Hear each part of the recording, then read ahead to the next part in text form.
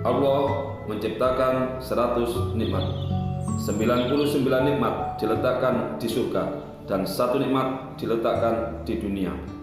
Untuk bisa meraih ke-100 nikmat tersebut, Allah membuat peraturan, ketentuan, dan hukum-hukumnya.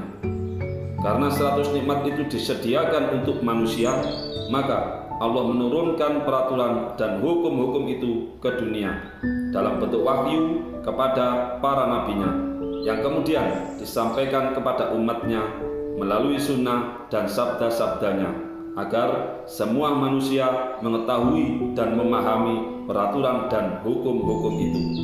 Akan tetapi, karena godaan setan, angan-angan, dan hawa nafsu, maka kebanyakan manusia tidak mentaatinya, bahkan tidak mempercayainya.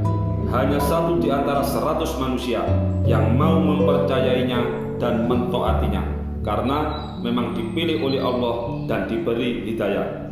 Manusia yang mendapatkan hidayah adalah manusia yang dibuka hati dan pikirannya oleh Allah untuk bisa menerima hukum Allah dan Rasul-Nya dengan kemurniannya, bisa meyakini hukum Allah dan Rasul-Nya dengan kepastiannya, bisa memahami dan mempraktekkan hukum Allah dan Rasul-Nya di dalam kehidupan sehari-hari sebagai kebiasaan.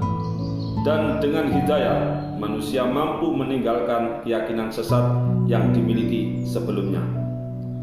Kebiasaan-kebiasaan manusia yang mendapatkan hidayah seperti kebiasaan jujur, amanat, dan mujahidul muzid, kebiasaan rukun, kompak, dan kerjasama yang baik, kebiasaan disiplin, mempersungguh, bersyukur, bersabar, dan bertawakal, kebiasaan sholat, berpuasa, berzikir, berdoa, dan bertahajud, kebiasaan berbagi, berzakat, berinfak, dan bersedekah, kebiasaan belajar, mengaji, mendengarkan nasihat, dan berkumpul dengan orang yang soleh, kebiasaan menghormati orang yang lebih tua dan menyayangi anak kecil, kebiasaan berbakti kepada orang tua, menghargai tetangga, dan menghormati tamu, dan lain-lain, akan memposisikan dirinya bukan sebagai manusia yang mencari uang atau kekayaan, akan tetapi uang dan kekayaanlah yang mencari dan mendatangi dirinya. Bukan mengejar uang dan kekayaan, akan tetapi uang dan kekayaanlah yang mengejar dirinya.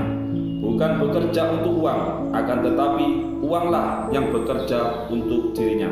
Dan bukan diperbudak oleh harta, akan tetapi hartanya lah yang menjadi budaknya. Juga dari kebiasaan-kebiasaan itu, setiap langkahnya menjadi ibadah dan mendapatkan pahala yang pada akhirnya membawa dirinya sampai ke surga. Manusia-manusia yang diberi hidayah ini dikumpulkan oleh Allah di dalam satu wadah agama Islam dengan bentuk dan tatanan berjamaah, beramir, berbaiat, dan bertoat. Berjamaah artinya berjumlah banyak, berkumpul, dan berkomunitas. Beramir artinya dari perkumpulan itu diambil satu yang paling bijaksana untuk diangkat sebagai pemimpin. Berbaiat artinya ikrar janji dan sumpah sebagai ikatan batin yang menyatukan pemimpin dan rakyatnya.